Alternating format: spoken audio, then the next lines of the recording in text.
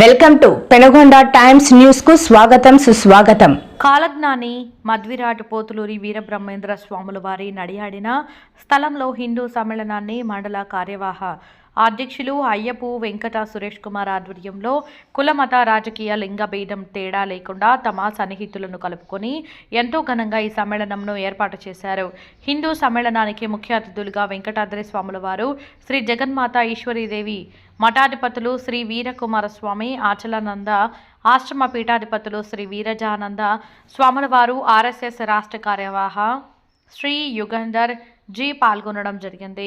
మఠం 5 రోడ్ల కూడలి నుండి పోలీస్ స్టేషన్ ఎదురుగా ఏర్పాటు చేసిన బహిరంగ సభా స్థలానికి హిందూ బంధువులంతా భారీ జన సందోహంతో భజన కోలాటంలతో తప్పెట వాయిద్యములతో ఘనంగా నిర్వహించారు. వీరితో పాటు మండల కేంద్రంలోని ప్రభుత్వ ప్రైవేటు స్కూళ్ల నుండి ప్రజలకు అర్థమయ్యేటటువంటి రీతిలో సాంస్కృతిక కార్యక్రమాలను ఏర్పాటు చేసి హిందువులకు ముందులే మంచి కాలం ముందుగా అనేటటువంటి పాటను ఆశ్చర్యం కొలిపే విధంగా చేశారు.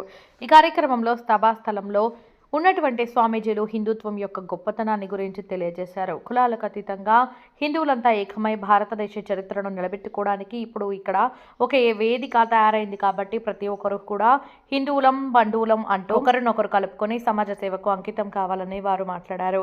ఈ కార్యక్రమానికి వివిధ పార్టీ మండల నాయకులు, అధికారులు, ప్రజలు పెద్ద ఎత్తున పాల్గొని విజయవంతం